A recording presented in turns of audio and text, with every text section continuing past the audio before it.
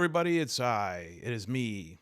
It is my YouTube channel, Man Alone, the only YouTube channel open 24/7. You can comment here, you can like, you could subscribe, you can watch the videos 24/7. We never close because we work for you, and we know that you are all around the clock. Today we're talking about Symbaroum, but we're really talking about something bigger, which is converting non-solo games into solo games. Okay, so this is one of the questions I get very often in cyberspace as well as here in meat space is, hey, am I able to convert XYZ game into a solo game? And the answer to that question is almost always yes. It is almost always yes, because with the right modifications and the right rule set and the right adjustments, you're going to be able to solo almost any game. There might be exceptions to that, maybe skirmish games or games that have a lot of, actually with skirmish games, there's lots of good solo rules out there with Forbidden Psalm and 5 parsecs. But maybe if games have like a lot of card game or board game elements, that might be a little bit difficult. I know that I was on a forum a few months ago about people trying to convert A Quiet Year into a solo game, and it wasn't working because of the card game elements. But whatever, that's not the question, because 99.9% of tabletop RPGs are going to be convertible. So the question is, how well does it convert? Or like, how well can it be converted into solo rules? And I think it comes down to 3 things for that. It comes down to, actually write this down, dry erase. I think it comes down to fidelity. How much is the solo rules cheating on your game? No. It's coming down to fidelity, intuitiveness. I think we're going to have to get a new marker soon. Intuitiveness. And the last one, let's call expansiveness. So I think these together are going to be the measure of how good a solo conversion is, right? Because very often when people ask me that question, I'll say, well, maybe take a look on itch.io or DriveThruRPG. There might be some solo rules there. But, the more that I look at those rules, I think that a lot of times you could do a lot better on your own if you know a process, at least the basic outlines of a process of how to convert something into a solo game. You could save yourself some money. And I think when you do the process yourself, it also very much customizes it, and customizes it not only to the game, but to your playing preferences. So I'm going to give a little bit of an insight into my system that I've been doing with Symbaroum. This is why I made this video, because I was going through this process like I always do. And all of a sudden I said, ding, I have a YouTube channel. I could be showing people this. So this is not going to be a full conversion video. I hope that once I finish this conversion, I can maybe play some Symbaroum solo and show you the finished product. But I'm just going to kind of crack open the door and allow you to look in a little bit on this process as I'm going through it. And then to talk about some general strategies that I use for like what to look for in a book when I'm trying to make solo rules. What are things that tip me off that a game is going to be good for or easy to convert into solo? What are some things that are challenges? What do I do to work around those challenges, etc.? But again, the question is not, can it be solo? The question is, how well is the solo rule set or the solo guide?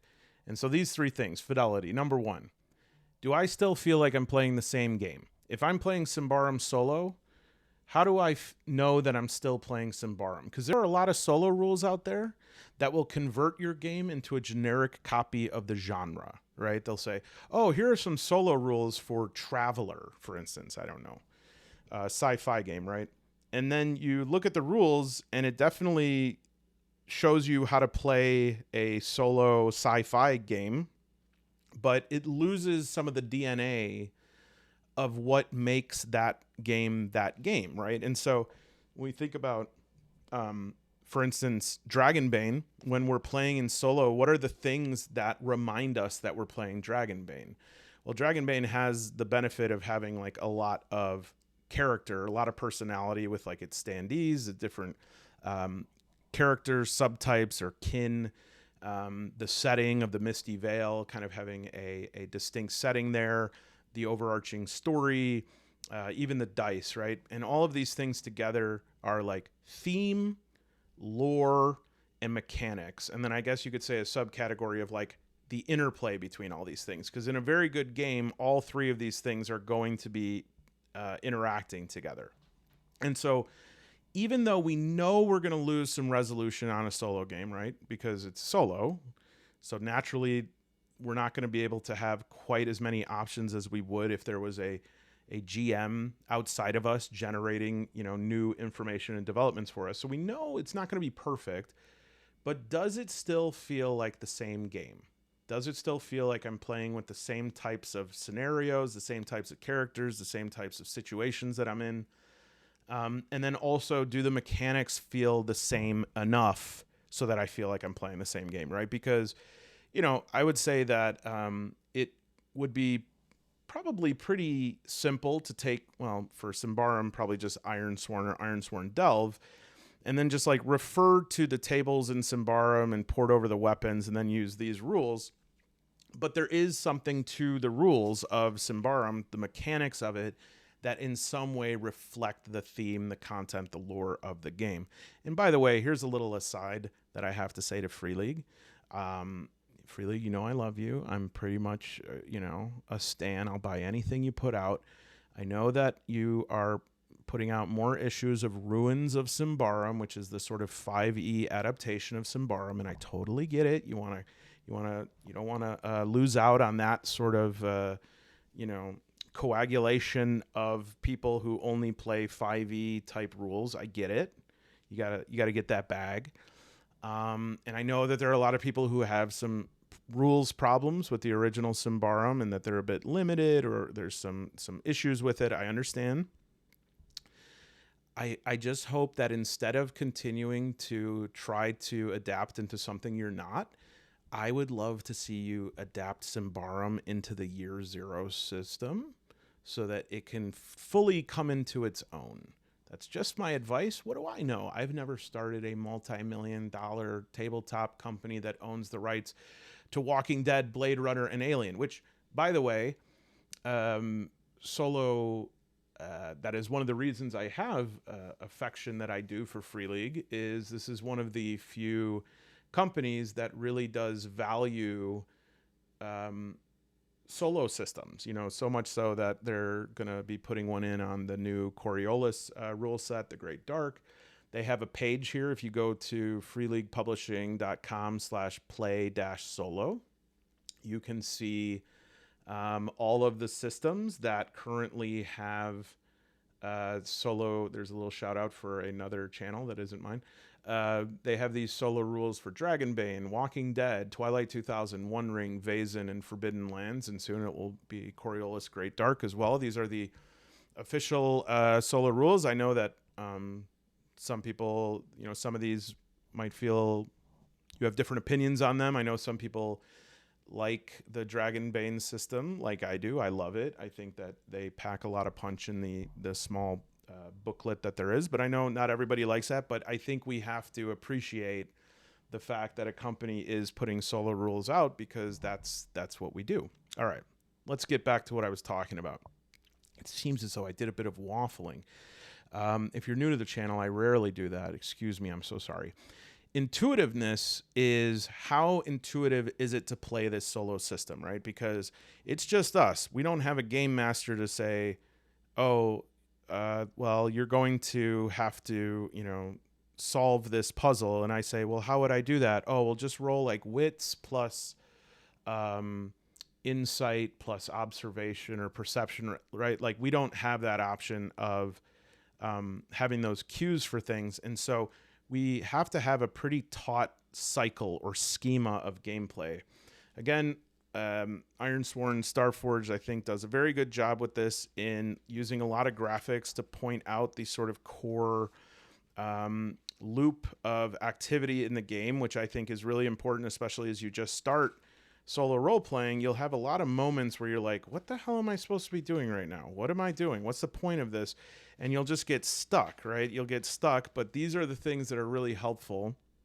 And I'm not saying that every solo game has to directly spell it out like this, but it should have a system that is, relatively intuitive in terms of like, this is what my player's day looks like, or this is what every quest looks like, or this is what every campaign looks like.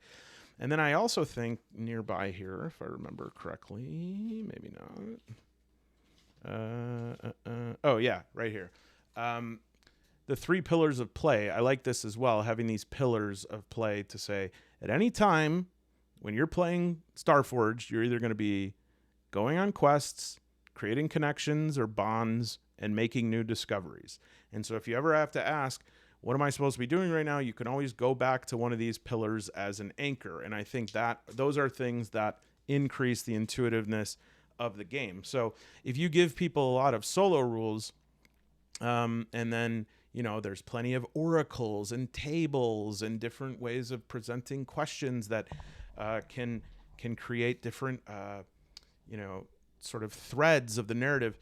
It doesn't matter if there isn't something that's going to move the game along, because it's harder for a solo player to advance the narrative or to know how to advance the narrative, because you have to generate the narrative as you perceive it. It's not like a GM who knows what's down this corridor, who knows what's like happens if you go into these ruins. We don't know yet. We have to create as we perceive. And so for that reason, an intuitive loop will keep us on track. The last piece of this would be expansiveness, which I don't think is the best word for it, but hey, what the hell, I'm coming up with it on the fly. And what that basically means is like, again, when we move from a team or a multiplayer role-playing game to a solo role-playing game, we are never going to be able to do a perfect copy in solo form, right? And one of the biggest, by definition, unless we start employing AI in solo play, which I will not be doing ever, but some people I guess might be, without, and even with AI, right? Like in its current state, which is not AI, just like a language learning model. Anyways, I don't want to get into it, but we're never going to have the spontaneity, the kineticism, the chemistry of sitting across from a person who is not you. Ideas are coming out of their mind. Ideas that are coming out of their mind are not known by you in advance. Nothing is going to replace that perfectly. And that's not necessarily the goal of a solo game. The goal of a solo game is to replace it pretty damn well, and also to make the best use of your mind so that you can be the GM and the player at the same time. And usually we do this through the tools that we are now used to, right? Oracles, tables, questions, different things like that allow us to create new NPCs, new encounters, new monsters, new treasures, new lands, new plot devices, right? And so for some solo games, right, you have a very like closed system. And For Against Darkness, there's only so many traps that you're ever going to spring, right? This is a D6 of traps. Those traps, and unless you like build out different traps yourself and make it into a larger list, that's what you're going to have. You're going to have 6 traps, okay? On the other hand, when you had something like Ironsworn, Starforged, you're going to be using cues or modifier words, archetype words, adjectives, adverbs, verbs that are going to serve as abstract prompts that you then throw through the the noodle mincer of your brain, and out comes some new pasta for you to play with. And so we want a solo system that is capable of producing unexpected, surprising, and delightful outcomes. So that you will constantly feel the novelty of experiencing new things. That's if you're playing an open system. If you're playing a closed system like that, that's not necessarily the name of the game, right? It's kind of like the difference between like an open world, MMORPG versus like a side scroller, right? Like we don't play a side scroller because we're like, oh, I hope I can learn some new relationships that these two guys in Contra have. It's like, no, I want to get the laser gun. I want to get the spread gun. I want to get the flamethrower. I want to destroy some aliens. That's it. And I'll play it again because I enjoy the finesse, the style of it, the strategy, different builds, different approaches, testing my if I'm getting better or not. But in an open game, we want there to be expansiveness. All right. And so these three things, again, together are going to measure the success of a solo port. And I believe that maybe a little controversial here, but I believe that when people ask, like, what is the best solo tool? A lot of people will say, like, Mythic. There are lots of solo tools that claim to be sort of universal solo tools, but there is no solo tool that is going to be able to translate the lore and the history and the details of a setting that make that setting what it is without some level of customization. And so unless there are solo rules out there specifically for the game that are well written and reflect a true understanding not only of the text, the lore, but also the themes, what's the metaphorical tensions here? In Symbaroum, for instance, we have this very powerful tension between Virta and Ratha, right? Which is like this, like the power that creates. So there's sort of nature versus civilization versus this reactionary power when civilization tries to tame nature more. And so those are things that I don't think I'm asking too much when I say we could be reflecting those in the solo game. Maybe we can even use those themes to develop meters or timers or clocks or something like that. We don't know yet. And so, okay. So in terms of Symbaroum, I wanted to show a little bit of, like, right when I got this book. And by the way, I wanted to wait until I got the GM's guide as well, but it's taking a little longer than I expected. I do have the PDF of it, so we'll be able to take a look at that. But, there's nothing quite like having it in the hand. So we'll be able to reference both the Game Master's Guide as well as the core rulebook here. I had the Advanced Player's Guide in my hand the other day at my game store, and I was like, I just didn't pull the trigger on it. I don't know why. I think it's like because I wasn't there yet, or I didn't feel like it was going to be helpful to me in crafting a solo module for this. Anyways. So right when I get this book, right when I got it, this is actually true. I start investigating, and I actually sat and made a list of the things that I immediately look for. All right. And so just to give you like a little preview of these, I look for the overarching theme of the game. I want to get as much lore as I am able to get without necessarily going deep into a campaign. Although when I am solo playing, and I do not plan to play as a group, I will often go into the campaigns, because between these two things right here, I need to populate this game in my head. I need to understand what this game is about, so that when I'm generating random scenarios in the game, I am able to keep this fidelity, right? And so I need to know that when I'm going through like Davakar Forest, what does that mean?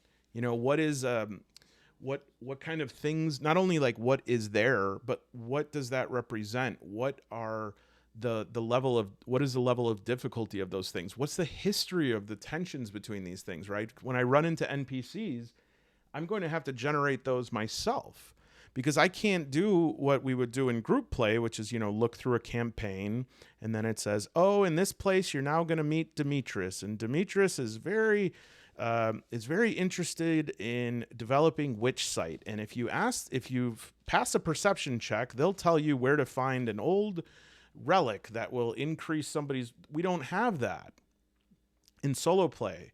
So I need to know about Demetrius. just to know what kind of NPCs are going to be generated. What are the stakes of this world? What are the ways that people interact with each other? Do they trust each other? Do they help each other? Are they aggressive towards each other? Are they suspicious, paranoid, right? I need to know this so that I can allow myself to build out a solo campaign. Because let me just say, unless you have a sort of narrative structured solo game, or unless you have a solo game that has gone to extraordinary lengths to create solo modules for each and every interaction that you'd have in a GM's guide, a solo game is mostly, especially when we're converting it, it's mostly going to be randomly generated. We're going to use the maps, we're going to use some of the enemies, we're going to use the NPCs, but we're not going to be able to just like read out of the campaign book what these NPCs say, because those campaign books are built as a dialogue to the GM. So they're going to be talking to the GM, and there's going to be a wall between the GM and the player, both literally and figuratively. And so if we're reading directly from that, we have pierced that wall. I guess it's not the fourth wall, it'd be like the third wall. We've pierced through that. And so, it's functionally useless. I mean, even looking at, when I tried originally was soloing Dragonbane, I tried to work from the campaign guide in the game, and I ran into trouble almost immediately because, it was saying things like, if the players pass a perception check, tell them, or if the players have this item, they can go to this secret room behind the wall. But if not, it's like, as a solo player, the room is no longer secret if it's called a secret room that I know I get into if I'm holding some sort of item. And so what happens is I need to, again, I'm going to use this word DNA. I need to extract the DNA of this book so that I understand what it looks like so that I can build it myself with some level of fidelity. And yes, I'm probably going to take some bigger beats from a campaign, right? If there are big changes, and I know in Symbaroum's campaigns, there's like some big developments very quickly, I'm probably going to try and replicate that. But I need to figure out how to play this game without that campaign, or at least not directly pulling from that campaign, because the only way to know how that campaign goes is to read it, and to read it is to spoil it. You're no longer playing, okay? So we need to, first thing is I'm going to familiarize myself with lore and theme. Again, Symbaroum, it is truly the lore, the art, and the themes that truly drew me in. Like, it got me so bad. Very rarely does a game get me this bad. I think Dragonbane did this as well. It just was like, I was absolutely enthralled by this. And in the GM guide as well, if I bring that up here, same level of amazing art. There is, and maybe look away if you're planning on playing this with others. But in the GM's guide is actually the poem right here that I made that video out of a few days ago. It's just like a 2-minute video where I read this poem, and reading this poem, I was just like, you know what? This is a really damn good poem.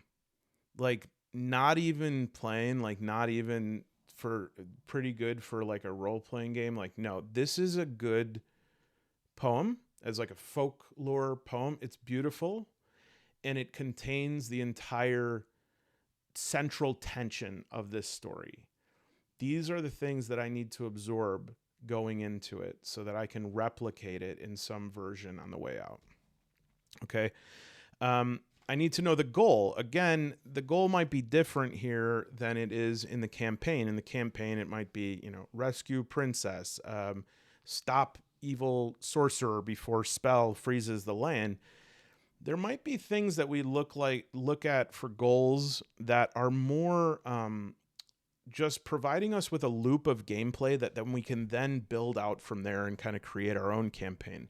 So for instance, in Symbaroum, a big piece of this is going out and trying to find ruins, trying to find places that we can, search for treasure, build up our capabilities, our inventory, our equipment, our renown. And I think that's where I want to locate the loop of solo play, at least to start. But as we're doing that, we're going to meet new people. We're going to encounter new hardships. We're going to build new power, like build up our characters. And we're going to get a better sense of like, what is the actual campaign here. But I think that the treasure loop, that treasure grind, is a good thing to clarify as the goal. Again, we need a schema. We're going to have to develop a cycle of play. And that cycle is usually, there's a larger cycle of like each time you sit down to play, like what's the cycle that you're going to do.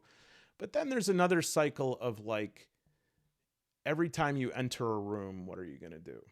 Right? Every time that you go out into the forest to look for a treasure, what are you going to do? How do we generate? Okay, so we travel on the map, and then we generate what's in that hex. And then if there's a ruin in that hex, we do a delve, whatever that might be. Stats is going to be something that's a little bit prickly. Stats is, a lot of times we don't have to change the stats necessarily to play solo. And in fact, sometimes changing the stats around can cause more trouble than solutions. And that's because like stats are, if a game does it well, they're sort of balanced. They're put in balance for like the types of enemies you're going to encounter and the pace that you're going to encounter them, and how often you're going to encounter them. But most of them will depend upon whether or not it's going to depend upon, or it's going to have been balanced with a party of 3 or 4 or 5 players. So when you go out alone and you have those same stats and you're facing those same enemies, something's got to give. Something has to be scaled.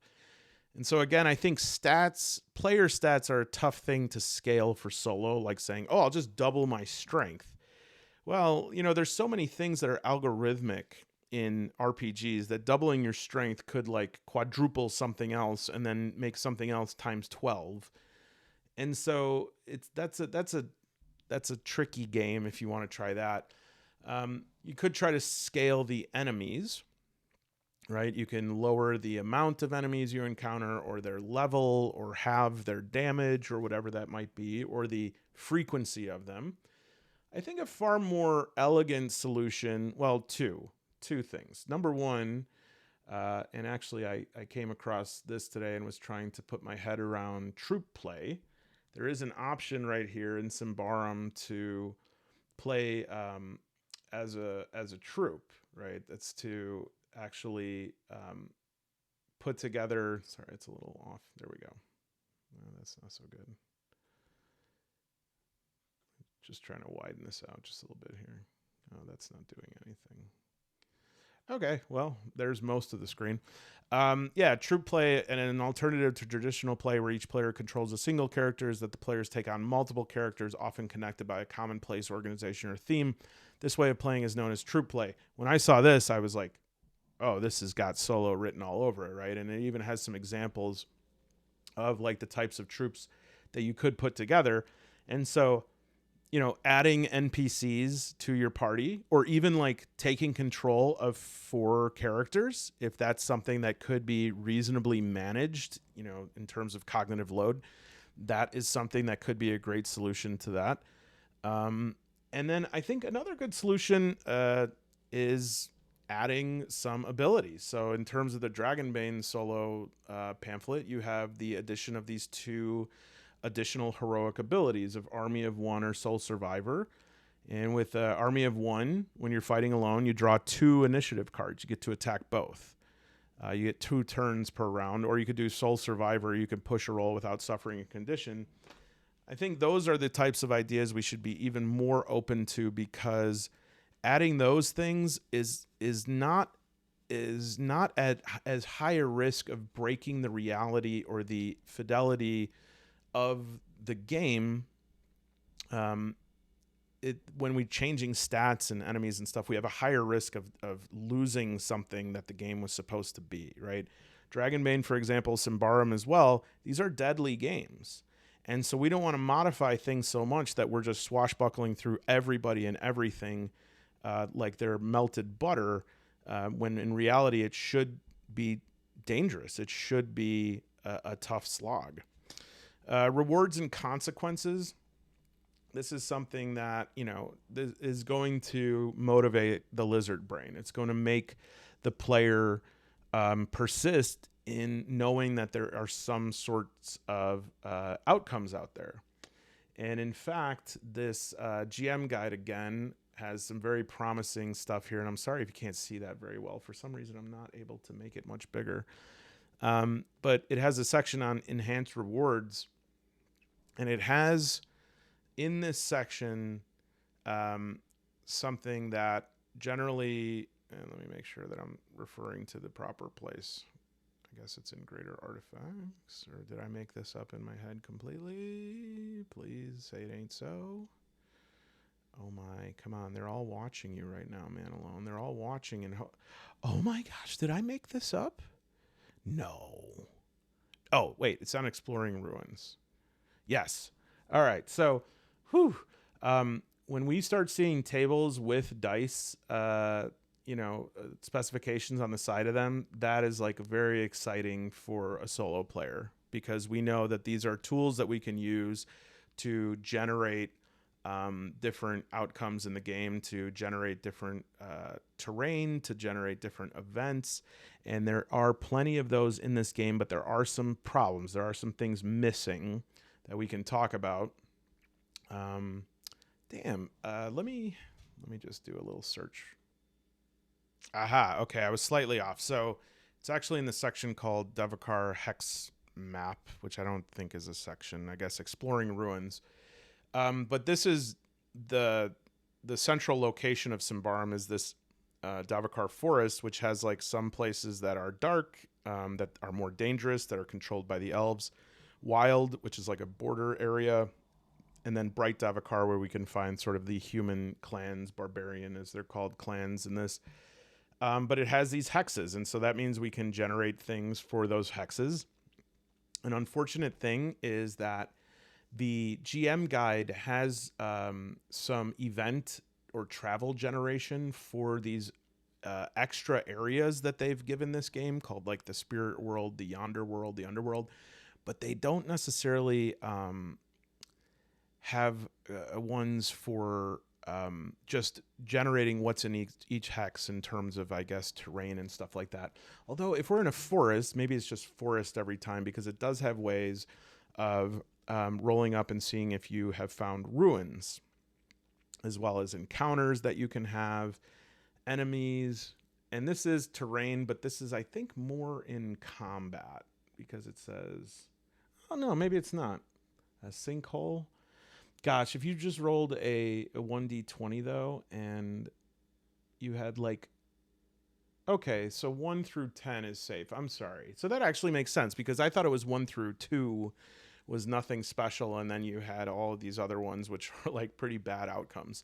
So yeah, lots and lots of great tables here that are music to my eyes. But this table 31 right here is curiosities, and this is excellent in terms of adaptation into solo play, as any of these tables that are going to provide events or objects that are really intriguing and really could mean anything, and again are sort of mapped to a dice roll. And in this case, it's a D100, which is the best news. And we also have like mystical treasures here. These are the things that we will use to populate artifacts, right? In Exploring Ruins, this is going to also generate all that we need in terms of terrain, but specifically talking about rewards, right? These kind of mystical treasures, artifacts, curiosities, those are the kind of rewards that I'm looking for, especially in a sort of treasure hunting construction of this game. And then when we know the consequences is getting lost, combat, being injured, defeated, killed, or coming back empty-handed. Perhaps we can add some sort of debt system that puts a little bit of higher stakes for coming back empty-handed. These are all thoughts that I'm having just while evaluating it. We need to have something that drums up threats, okay? Because as we're going around, We need to occasionally have something that just happens, right? And so sometimes, like, I would say that the difference is threats and events. Events are things that are could be pretty neutral, right? There's a parade in the city today that could be good, that could be bad. Maybe something goes down in that parade. Whereas threats are pretty, they're usually bad. They're called threats.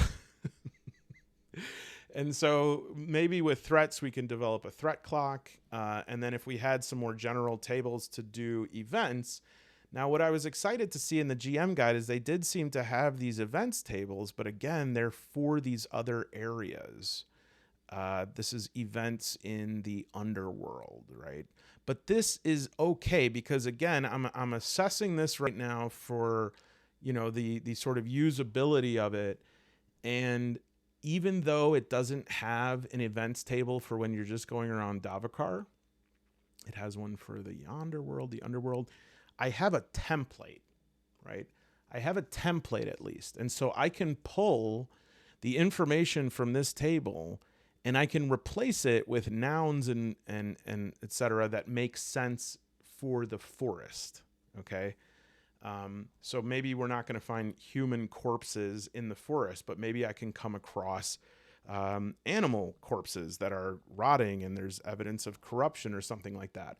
And then I'll look here and it seems to be something about like cult activity. So I can translate that over to Davokar and create an events table using this. Would it be ideal if they had an events table for Davokar?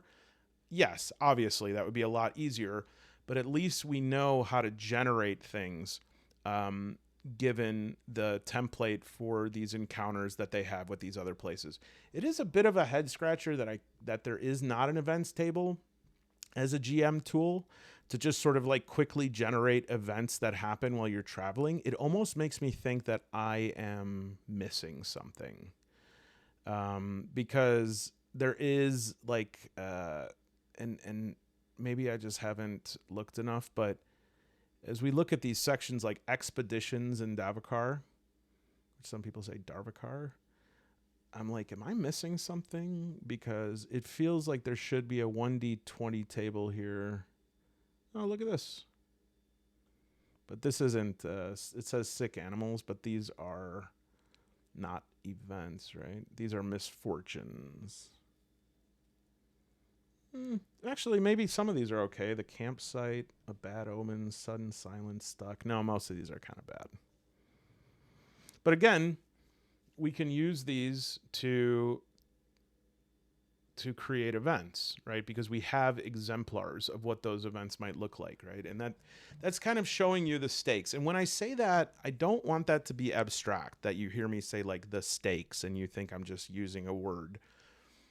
Like, we look at those events and I say, oh, okay, if you roll a 3 in the underworld, you encounter this cult that has a movement of 8 and a damage of 1d8.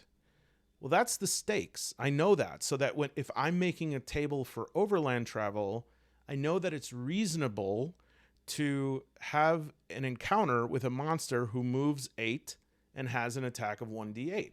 If I didn't have that template to use, I might say, oh, geez, should I make 3 wolves that each of them have 2d12 attack? Is that too much? Is that not enough? With these templates, I'm able to build those kind of tables. And I have built some tables already that I will show. But I do think see, like right here, I want it to have encounters in the overland area. Okay, so wait a minute. This is encounters. Does this have enough? Hunting party, missionaries, treasure hunters, local settlement, rangers, large expedition, nomadic goblins, diplomatic elves, none. I feel like this is a start. I think since this is the main piece of the game is going through Davokar, I think that this is a start.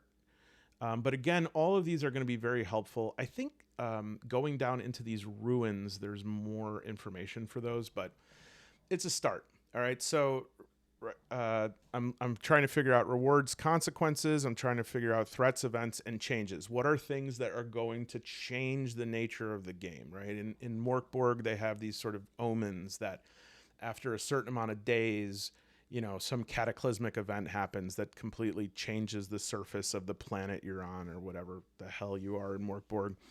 And so I need there to be things that are going to come as almost Deus Ex Machinas to change the nature of the game. Because again, that's what's going to stop the solo game from having a stodginess, from getting stifled, is that if the meta of the game continues to change, and it's threats and events that are going to do that. In Oracle, okay, so we need 2 oracles. All right. And the way that I differentiate an oracle from a table, just in my lexicanum, is that a table is something that you read the results of it, and it either requires minimal or no interpretation. So a table would say, what do I find? Roll 1d20. I found a torch. Okay. That doesn't require a lot of interpretation. If I maybe I'm using a table that's more based to fantasy and I'm playing a sci-fi game, I might do a little interpretation and say, okay, well, it's not a torch, it's a flashlight. Okay. But generally, a table is what you see is what you get. An oracle is a table of which the results require further abstraction. So the main type of oracle is going to be the yes, yes, but, yes, no, right? And truly, one of the reasons that the Fate Mill is going to be a great tool is if you're adapting any of these, you have the oracle set, and this is going to work 100% of the time. I'm not even bullshitting. This is going to work 100% of the time because it's now, will you maybe have to adapt for difficulty or chaos like you would in Mythic GM Emulator? Yeah, sure, you can make those adaptations, but this, I could always reliably use this. And yes, maybe it won't be perfectly balanced according to, what's the potential of this situation? Is my luck worse or better? Yes, I get it. But as an oracle, this is always going to work. And I know I'm sorry. I know you're you're sick of hearing my pitches for this, but I actually have some new news. So we have in fact reached 50 submissions for the I Can Solo Anything gameplay. So contest, giveaway. So that's number 1. So I will be soloing. Sorry, I'm leaning back to get this. I will be soloing this can of peas. That's a done deal. And all of this ends on May 12th. So at some point very soon after May 12th, I will be doing a solo one-shot using nothing but peas. And I don't have to pop any of this bubble wrap on the Dragonbane that is the first prize for... By the way, you can still submit. Even though we have 50, you can still submit. This will be first prize. Second prize will be a Fate Mill from Tower House Creative. And Tower House Creative also for international... So those are 2 prizes if you live in the U.S. Unfortunately, we can't ship them outside of the U.S. Because the shipping... I would have to take away, I would have to liquidate my children's college fund. But if you are international, the second prize from Tower House Creative is a PDF copy of Bell Whispers, which is their incredibly solo-friendly, system-agnostic supplement that is going to provide lots of tables, adventure starters, lots of tools that are perfect for solo gaming. But, and here's the new news, and this is why I'm glad you didn't fast forward through this, did you? The new news is for first prize international, I was able to secure a drive-through RPG gift card that, as long as you have an email address that I can know, the first prize, I think it is $20 US. So again, not exactly a starter kit box set of Dragonbane, but also not too bad, right? There's lots of good stuff on drive-through. So I'm happy that I was able to secure that as a prize. And I love that I say I was able to secure that when in actuality it means I was able to buy that, but I didn't have to pay a thing because I used the money that was left over from my Bartleby sales to buy that. The other money, of course, going toward a new bobblehead. I mean, not replacing Mr. Bean, just company. So anyways, that's good news. I hope you can submit an idea for that. I want to hear everyone's. We'll definitely be sharing some of the good ones, and May 12th is when that ends. I'll put the link down below. So that's oracles. We need a good oracle, and I will say that the other oracle besides the yes, no, yes, but is a good inspiration table. Now, as I said, I really love the Dragonbane Solo Rules by Sean Tompkin, who is not only the author of these, but is also the author of Starforged. Also wrote these. Did you know that? I love these, but again, we want to keep the DNA from the game. And so part of that is that these words, even though they seem kind of random, they do in a lot of ways conform to Dragonbane. And so like even the word mighty doesn't feel right in Symbaroum. You know, mighty is like, makes me think of a little frog man who overcomes the odds, right? And that feels very Dragonbane to me, whereas Symbaroum feels like frogs get squished. And so what I did, and this is just an example of, one example of some of the tools that I make, is I will go through the book and I will pull words that I see from the pages to create an inspiration table. It's basically the same inspiration table as this, but I just pulled words from the text of the book so that it seems more suited to that. Some of the words, yes, I did just like add like I'm small and large. I didn't have to look through the book for those. But I made this inspiration table so that I can roll a 1d20 on it 3 times, and the outcome of that is going to be more suited to the lore and theme of Symbaroum. Okay. And then what I did also start working on, and I don't know how far I got on this. Oh yeah. Okay. So this is like a search table. If you're searching in a room, I did expand the search table from the Dragonbane. I think that's from the solo supplement. Like when you're in a room and you want to do a search. Yeah. They had like a pretty basic one here. Concealed foe, trap, secret path, hidden antechamber, hidden treasure, hidden vault. I just wanted to expand that a little bit. And so I added some more stuff. And some of these will then require further tables. And you can see as well, I conformed the skill checks into the Symbaroum skill check system. So for instance, you see like vigilant and discreet, and it has that little like side arrow.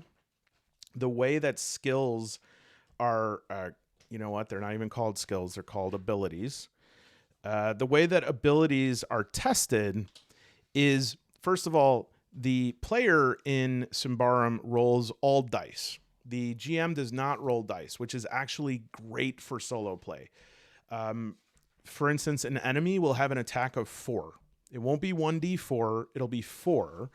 And the player rolls their armor dice to see how much the attack, how much the attack hit for. Now think about that from a solo perspective.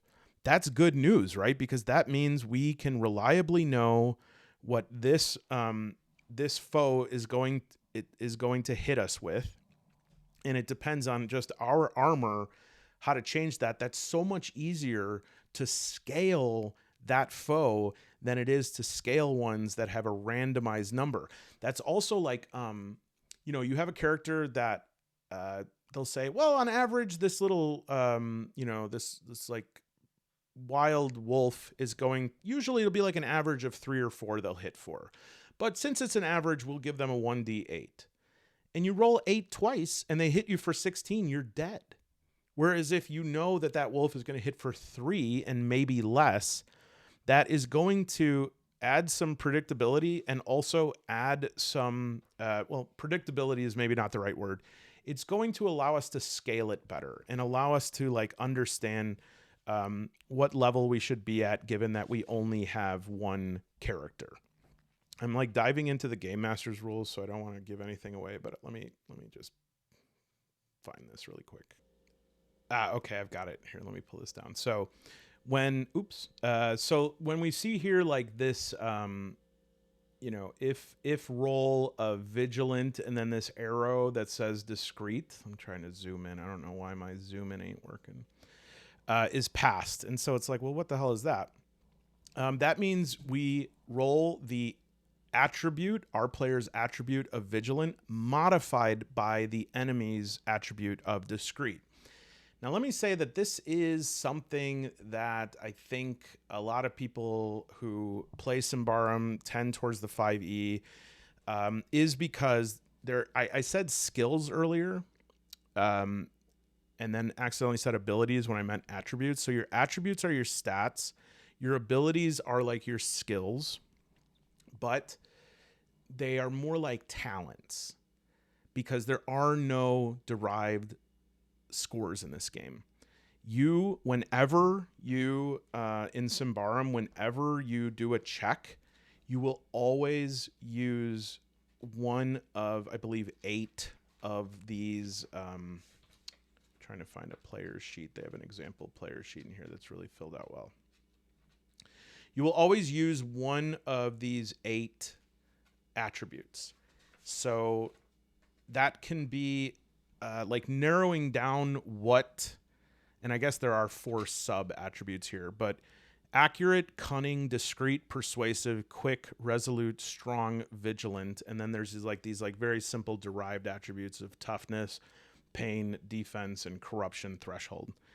And essentially, you're just going to take the attribute, and you roll a d20, and you want it to be equal to or lower than the attribute number. Okay, that's the success test. And for every single action that you do, you have to just use one of these attributes, and you can use a modifier like discreet -3, right? And that increases the difficulty of it, so to speak. I feel like I'm not explaining that well. Yeah, let's try to not reinvent the wheel. Let me actually read this. A success test is performed by rolling a 20-sided die.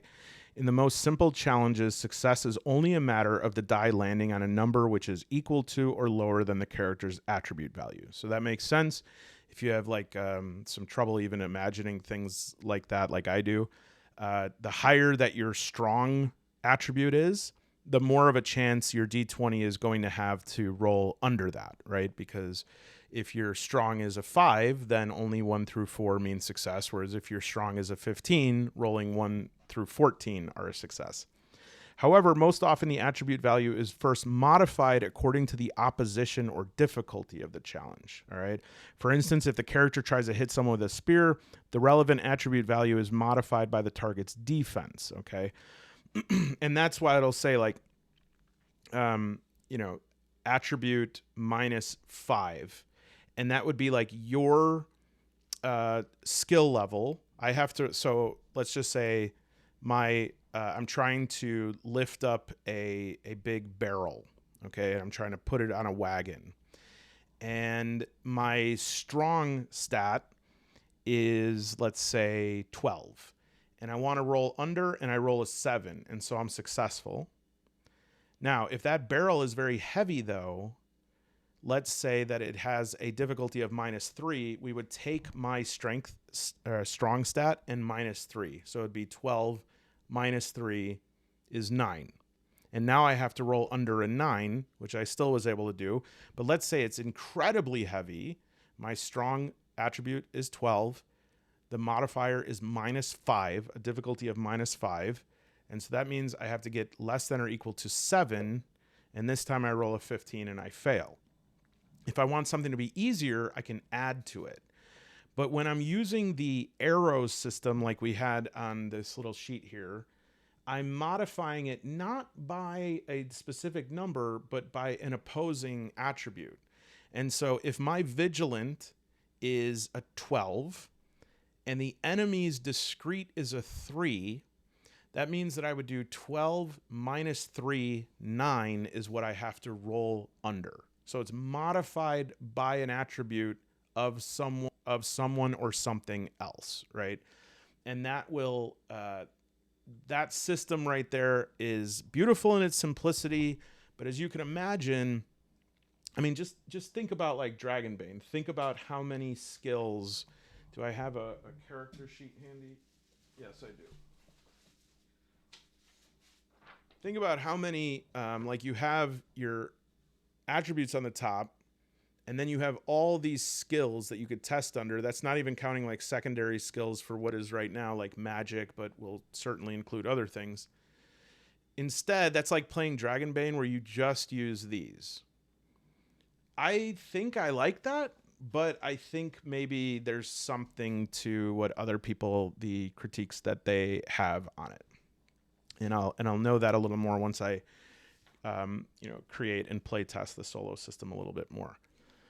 But that wasn't the original point of what I was trying to make. The original point of what I was trying to make was about oracles, and just this example of this inspiration table is a type of oracle that I will abstract from it. You know, we can try this right now. So if I roll a 14 is halt.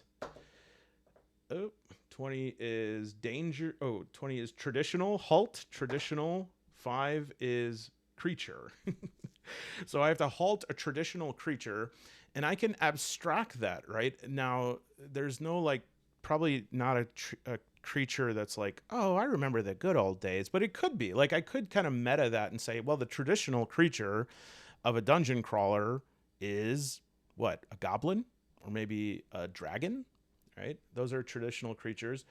Or halt the traditional creature, I can abstract that further and I could say, oh, maybe there's like in this village I just walked into, there is a long-standing tradition of sacrificing a creature.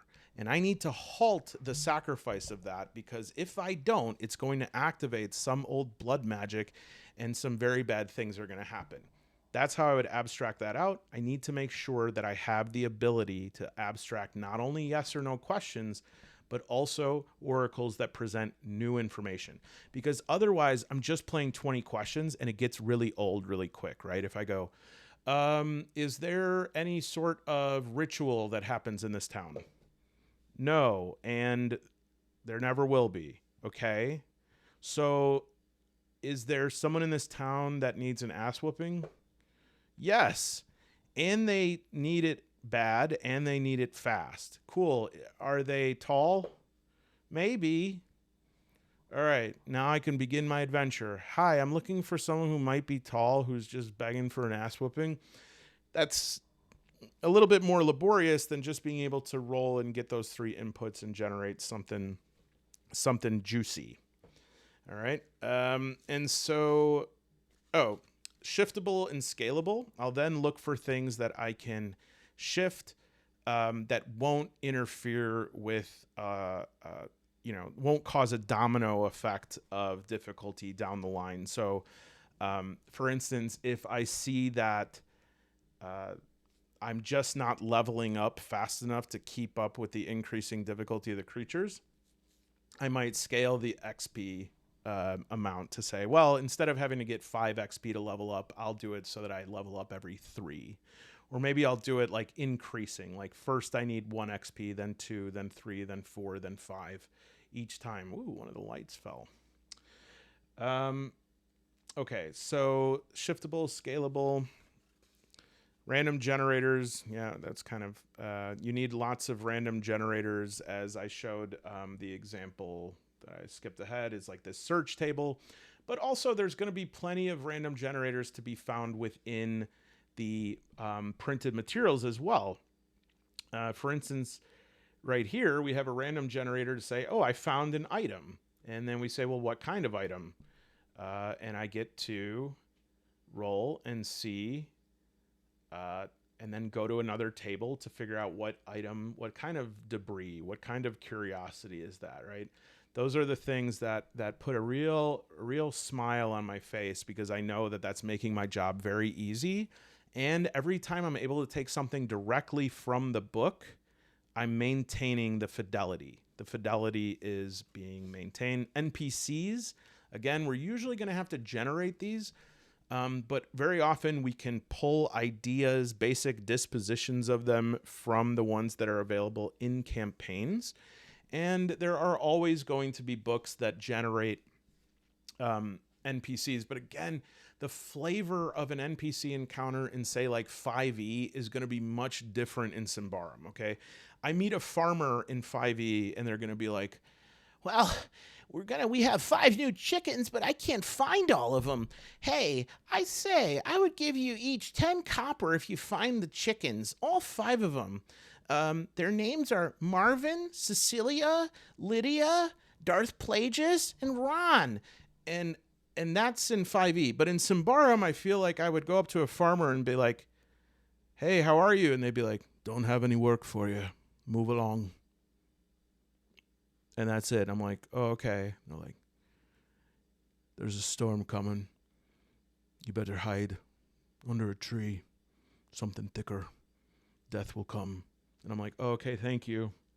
And then like, but in 5e, no, I'm beating up on it too much. Hey, well, since you guys found my chickens, you want to stay for some chicken pizza? I went there. Certainly did. Travel. This is something that I've talked about in so many ways. The best way to do this is either through abstracted travel or through hex generation. But either way, we need to know stuff about terrain. And we need to create some sort of table that gives us different terrain options and different options for what or who we meet on the road, which I started off a little bit untrusting of the GM guide for this. But now that I'm like looking through this a little bit more, I'm thinking we probably have a good basis here. I use this encounters in Davokar table here, and I bet if I made this into a D20 instead of a D10, well, once again, it's like it is a D20, but it's like most of the rolls are none. But I would just say I want maybe a little bit more option than this, but you're seeing my mind change before your eyes right here. You know that this is a off-the-cuff video because I'm like, well, it could be a hunting party. It could be, but easily if I've already run into 3 hunting parties, I can very easily say, no, this is going to be a group of mining people with like pickaxes.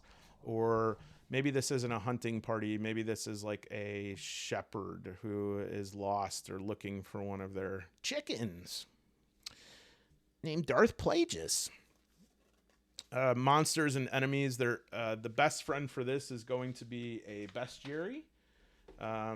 Now, usually a core rulebook and a GM guide is going to have some level of bestiary built in, but having a bestiary of its own, like Flannery O'Connor, a room of one's own, a bestiary of one's own, is going to be the best system or strongest reference guide. All we need to do here, and this is like something that would be a huge help in any bestiary, is taking all these and putting them into an Excel sheet, maybe divided up by like terrain that they're found in or the type of, beast they are, whether they're rarekin, nightkin, demons, whatever, and then putting them in like a dice rollable table. These tables are your friend. These tables, the creation of these tables are what's a huge part of what's going to allow you to play in this sandbox.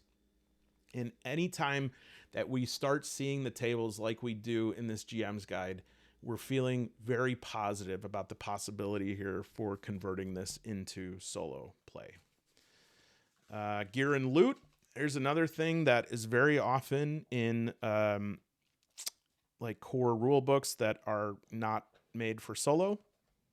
They will have nice big lists of equipment and stuff like this. Again, what's missing?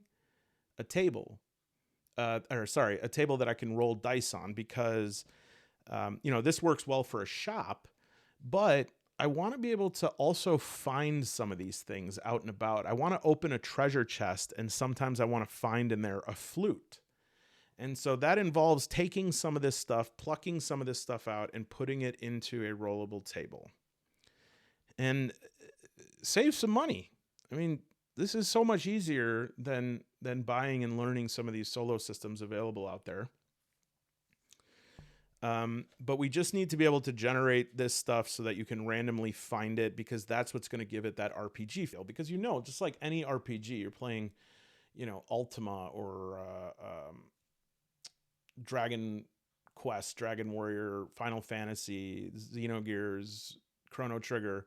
Sometimes you're just going to find a coat lying on the ground, and it's going to be like, you found a potion, or you found an antidote, or you found a key. We just need to be able to generate those things so that not every loot is like a bunch of coins. Now, there is an option too, if that becomes overcomplicated, maybe instead we can make the loot into only currency and mystical items, and then just say every other item we're just going to buy from the store. But I think you'll agree, it's a little bit more exciting to find occasionally some stuff. It's kind of like when you go to Burger King and you order onion rings, and you get like a fry in that onion ring, or you get an onion ring in the fries.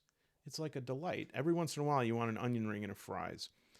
And then creating a delve or hex procedural, just so that you know when you're going into a dungeon. I do think that the tools for exploring ruins or going into dungeons are going to be very strong for this. So it'll start out in the GM guide with the original purpose of the ruins, and that is a D10. And then it will have its overall features, its traits, inhabitants that you're going to find, entryways, right? This is the kind of stuff that you'll be able to start building a small dungeon delve map for. Entryways to other rooms. What is details regarding the rooms? Are there creatures? Are there crowds? Are there traps? This is like solo gold right here. Solo gold. Whew. Now that I'm looking at it, I'm like salivating. This is perfect. Oh, beautiful, beautiful. Take pictures. Vogue. Look at that. Love it. I don't love number 12. Roll twice. I guess I like that. I don't love roll again, though. I feel like that's a wasted space. All right. Oh, man, I'm already an hour and 7. I think that's everything. So, hey, I hope this was helpful. I definitely will share my end results when I cook up some solo rules for this. I am absolutely enthralled with Symbaroum. I do think some of the rules can get quite in the weeds. There might be some stuff that I'm definitely ignoring. There are some options here that look like there's pitched battles. And this is like, it's when you want to have a battle that's like Battle of the Bastards from Game of Thrones, and you want like there to be 20 or 30 people there, and how to manage that.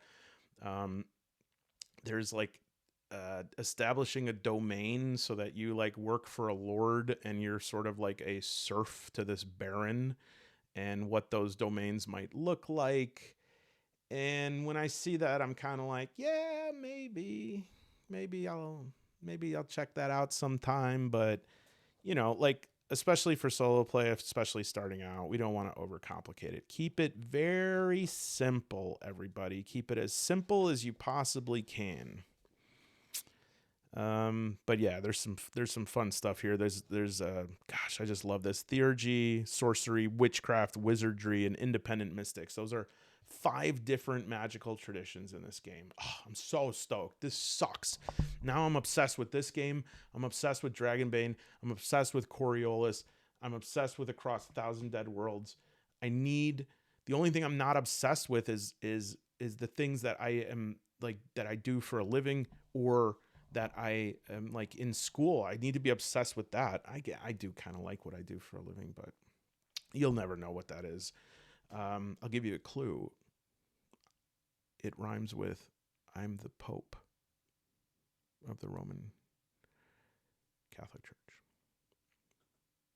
Okay, everybody. It rhymes with that, though. That is not true. I'm not actually that. It just rhymes with it. Try to figure it out. Comment below. Otherwise, have a great day. I hope you never have a leg cramp again.